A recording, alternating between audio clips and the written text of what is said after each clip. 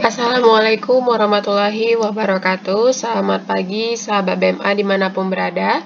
Semoga hari ini masih tetap semangat untuk belajar akuntansinya.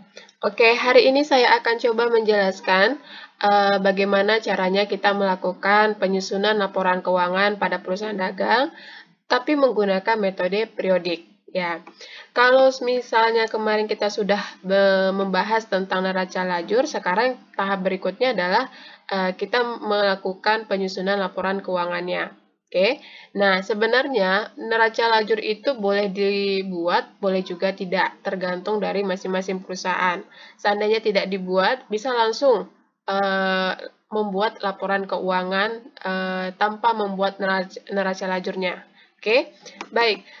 Di sini saya akan coba jelaskan bagaimana kita melakukan penyusunan laporan keuangan perusahaan dagang dengan menggunakan metode periodik. Di sini saya sudah ada data. Data yang saya gunakan di sini adalah data neraca lajur yang sudah kita selesaikan pada saat sebelumnya. Nah, di sini nantinya akan saya jelaskan bagaimana cara kita melakukan penyusunan laporan keuangan dengan menggunakan data-data yang ada di neraca lajur. Oke, baik, mari kita coba lihat. Yang pertama sekali saya ingin melakukan penyusunan laporan keuangan berupa laporan laba rugi.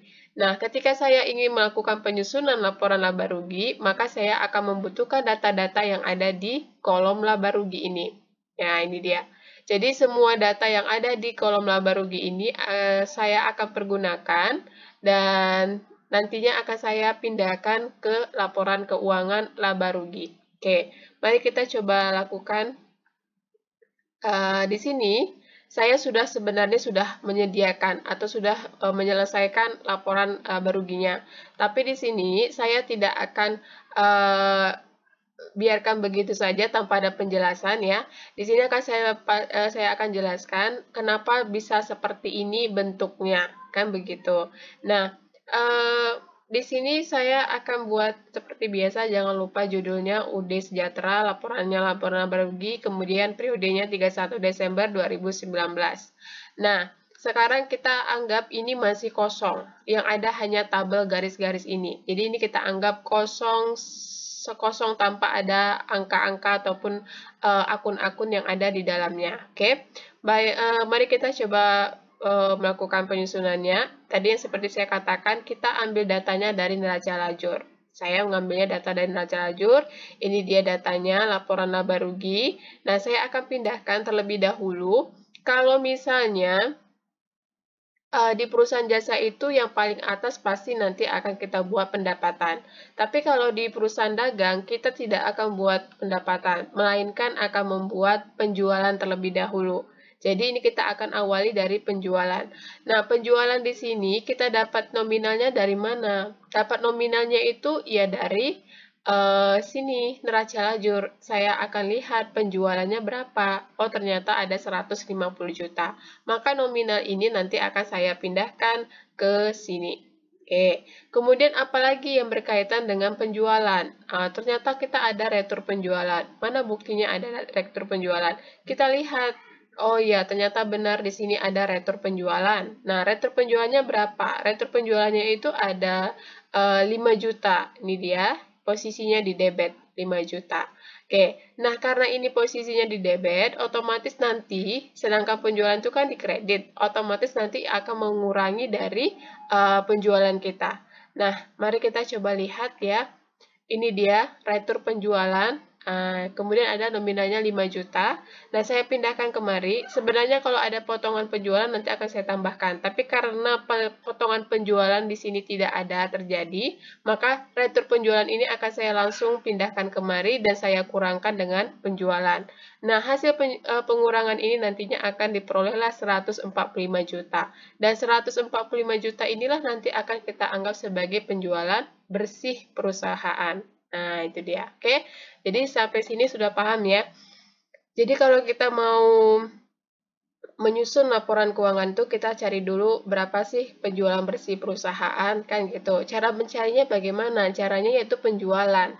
Berapa jumlah penjualan, kemudian kalau ada retur, ada potongan, maka tambahkan dulu. Setelah ditambahkan baru jumlahnya kita kurangkan dengan penjualan sebelumnya.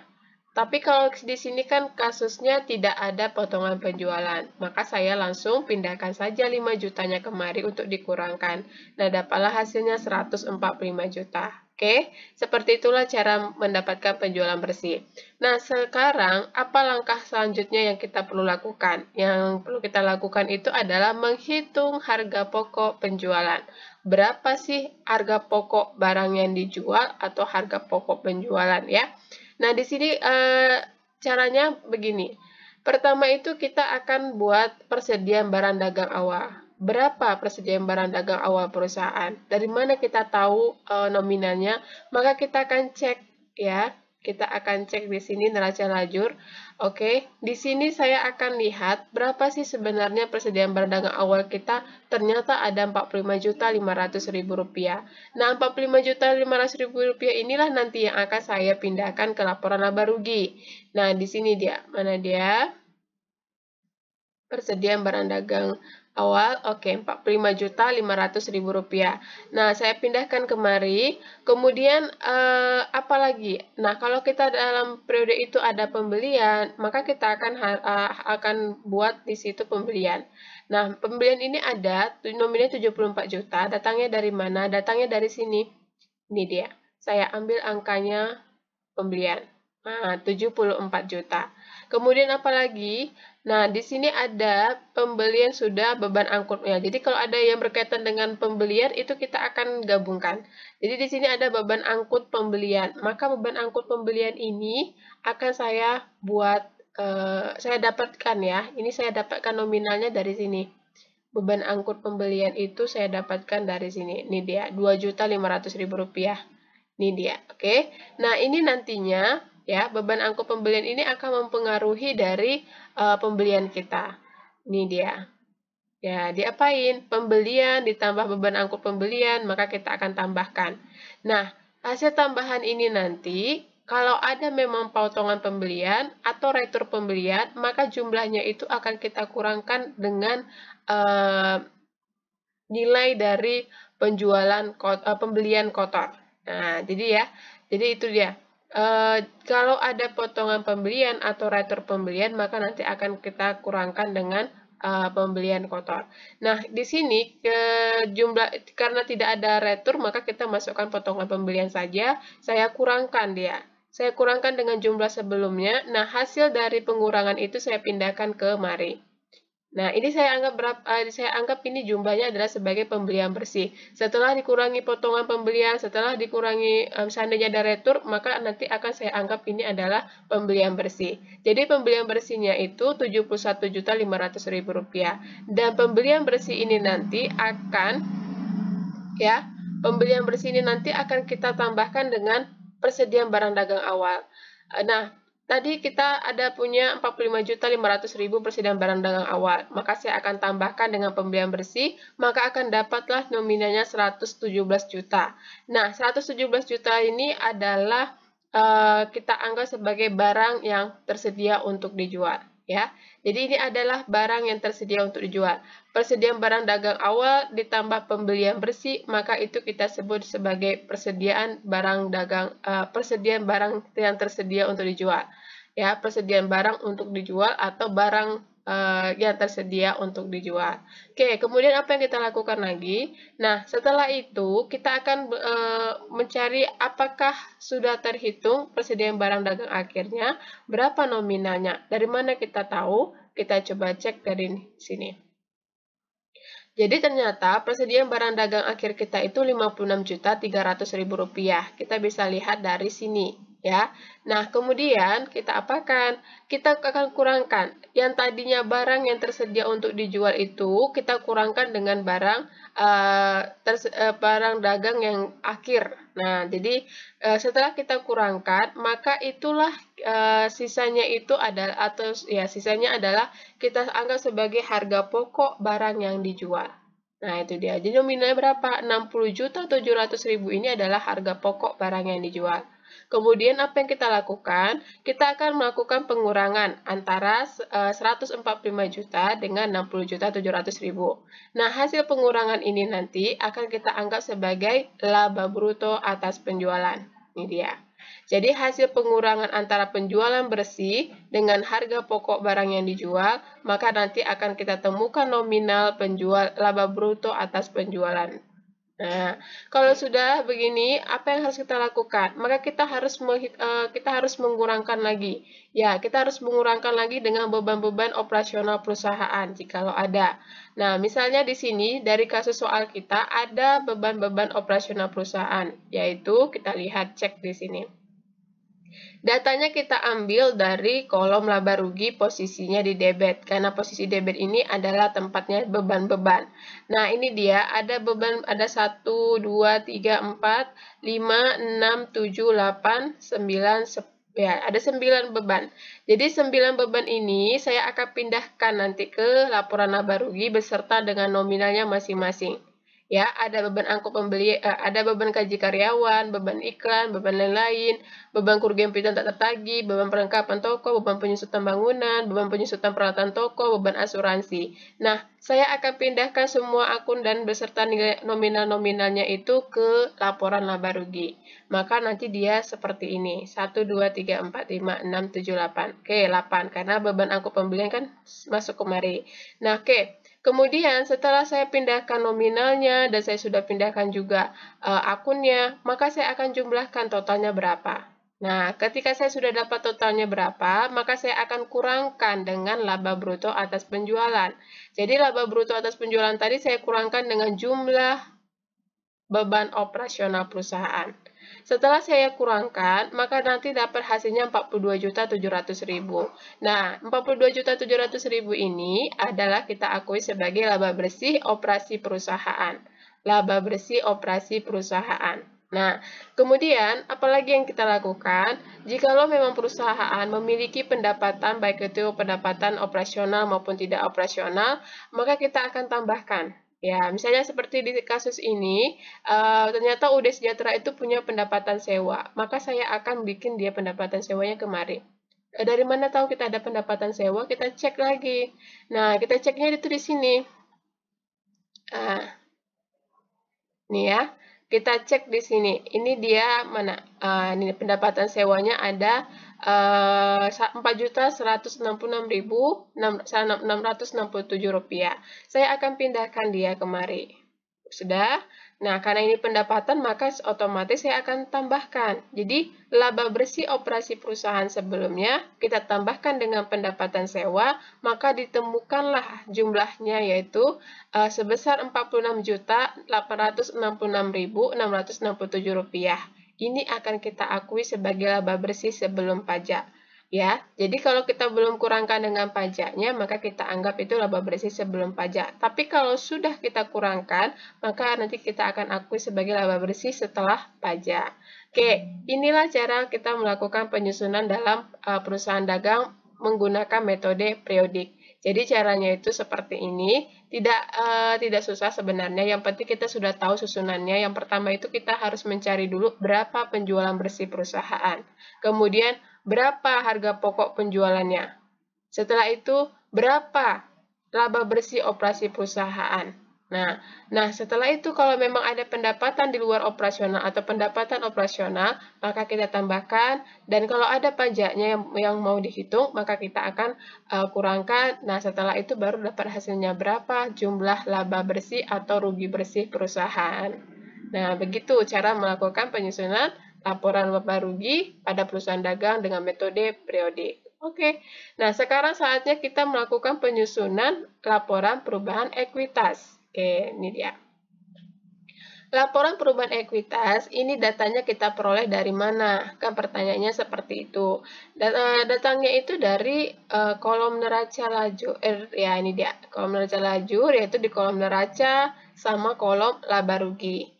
Kita akan menggabungkan antara data-data yang ada di dua kolom ini. Nah, caranya bagaimana? Pertama sekali, kita harus bikin itu adalah modal awal. Berapa modal awal milik perusahaan? Nah, kalau kita lihat di sini, modal awal perusahaan itu adalah sebesar 175 juta. Nah, 175 juta ini nanti akan saya pindahkan ya. Ini 175 juta akan saya pindahkan ke laporan perubahan ekuitas sebesar 175 juta. Oke. Kemudian apa lagi yang kita masukkan di sini? Seandainya perusahaan itu mengalami laba atau rugi, maka kita letakkan di sini. Nah, ternyata datanya di mana? Datanya boleh kita ambil dari neraca lajur ini, boleh juga kita ambil datanya dari laporan laba rugi ini. Nah, terserah mau yang mana. Jadi ini nanti nominal ini kita akan pindahkan dia ke laporan perubahan ekuitas. Setelah itu apalagi? Kalau memang perusahaan itu ada prive atau preferred, maka nanti kita harus pindahkan juga kemari. Jadi saya lihat di sini ada preferred kita. Prive kita itu adalah sebesar 3 juta nih dia. Di kolom neraca ada 3 juta prive. Nah, sekarang kita akan pindahkan ke perubahan ekuitas. Mana dia? Ini saya pindahkan 3 juta. Kenapa saya kurangkan di sini? Kenapa tidak saya tambahkan? Karena apa? Karena prive ini kan pasti mengurangi uang perusahaan. Nah, otomatis kita akan kurangkan dari laba yang kita peroleh. Jadi, laba yang kita peroleh itu kita kurangkan dengan prive yang sudah diambil. Nah, setelah itu sisanya ini nanti yang akan kita pindahkan kemari. Nah, kemudian kita tambahkan dengan modal awal milik Ibu Ais tadi. Nah, jadi kalau sudah begitu kita akan tambahkan. Jadi, selisih ini akan kita anggap sebagai penambahan kalau dia laba. Kalau dia rugi maka kita akan menganggap ini adalah pengurangan modal. Nah, jadi kalau misalnya di sini rugi, maka kita akan tambahkan rugi dengan nominal prive. Berapa hasilnya itu akan kita buat di sini. Nah, kita buat keterangannya pengurangan modal. Nah, kemudian kalau misalnya laba, ya seperti saya katakan ini dia. Kalau laba berarti ini dikurangkan dengan prive, kemudian berapa hasilnya saya pindahkan ke sini. Keterangannya adalah penambahan modal, kemudian saya akan tambahkan dengan modal awal. Nah, hasilnya adalah Rp218.866.667. Ini akan saya akui sebagai modal akhir Ibu Ais. Ya, begitu. Kemudian, kalau sudah selesai membuat laporan perubahan ekuitas, maka saya akan melakukan yang namanya penyusunan laporan posisi keuangan. Atau dengan kata lain, ini adalah neraca. Ya. Neraca itu terdiri dari akun-akun aktiva, akun-akun liabilitas atau pasifa, akun-akun ekuitas. Jadi hanya 3 ini aja yang perlu kita pahami dalam melakukan penyusunan laporan posisi keuangan. Jadi data-data ini datangnya dari mana? Datangnya bisa dari sini kita ambil. Ini dia. Dari kolom neraca. Nah, dari kolom neraca ini kita akan pindahkan akun-akun yang berkaitan dengan aktiva, pasifa, dan juga ekuitas. Bagaimana cara melakukan pemindahannya? Kan begitu. Nah, oke. Jadi di sini kita akan isi dulu, ini kita anggap masih kosong semuanya. Jadi kita akan melakukan pemindahan yang pertama adalah akun-akun aktiva terlebih dahulu. Nah, aktiva ini juga terbagi-bagi lagi, maka nanti akan kita pindahkan adalah aktiva lancar dulu.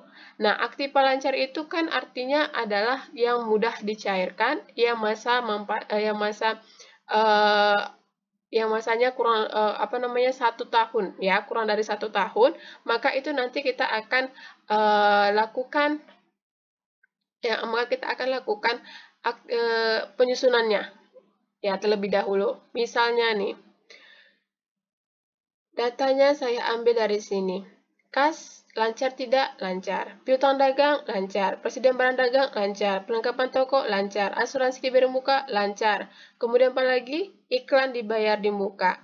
Oke, ini lancar. Dan ada cadangan kerugian piutang tak tertagih. Ini juga lancar. Jadi, nantinya akan kita pindahkan semuanya kemari. Kas 20 juta. Ini saya ambil dari sini. Ini kas 20 juta. Oke. Kemudian piutang dagang 40 juta. Oke, ini dia piutang dagang 40 juta. Terus apa lagi? Ada cadangan kerugian piutang ini. Karena ada cadangan kerugian piutang tak tertagih, dia posisinya di kredit, maka nanti dia akan kita buatkan sebagai pengurang dari piutang dagang. Nah, ini dia sebagai pengurang piutang dagang. Kemudian persediaan barang dagang ada. Jadi di sini persediaan barang dagangnya itu ini saya pindahkan ya. Ini dia 56.300.000. Kemudian ada perlengkapan toko, saya ambil data yang paling akhir ini ya. Kemudian asuransi dibayar muka, saya ambil datanya dari sini. Oke, kemudian apalagi ini kan dibayar muka, saya ambil nominalnya yang di sini. Kalau sudah kita pindahkan, inilah dia hasilnya nanti. Kita akan jumlahkan berapa jumlahnya, itulah kita katakan sebagai jumlah aktiva lancar. Ini dia 121.400.000 rupiah. Oke, sekarang kita akan pindahkan data-data aktiva tetap. Kita ambil datanya juga tetap dari sini, dari kolom neraca. Apa saja? Tanah. Tanah ini juga adalah aktiva tetap karena dia masa manfaatnya lebih dari 1 tahun. Oke, kemudian bangunan. Bangunan ini juga kita pindahkan nanti ke aktiva tetap. Akumulasi penyusutan bangunan juga kita akan pindahkan dia ke aktiva tetap untuk mengurangi bangunan. Kemudian peralatan toko juga nanti kita pindahkan, peralatan toko dipindahkan. Akumulasi penyusutan peralatan toko juga nanti kita akan pindahkan, yang akan mengurangi dari peralatan toko kita. Nah, ada lagi tidak yang berkaitan dengan aktiva tetap? Kalau tidak ada, maka kita langsung pindahkan.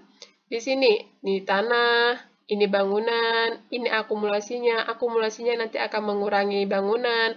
Kemudian di peralatan toko, ini akumulasinya nanti akan mengurangi dari jumlah peralatan toko. Berapa hasilnya? Itu kita tambahkan 30 juta, ditambah 85 juta sekian, ditambah lagi 19 juta sekian. Maka nanti diperolehlah jumlah aktiva tetap itu sebesar 135 juta.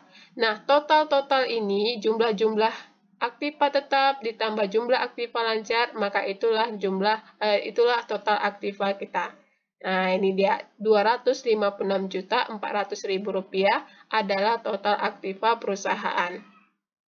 Kalau sudah selesai untuk bagian aktiva, maka kita akan pindah ke bagian liabilitas atau pasipa.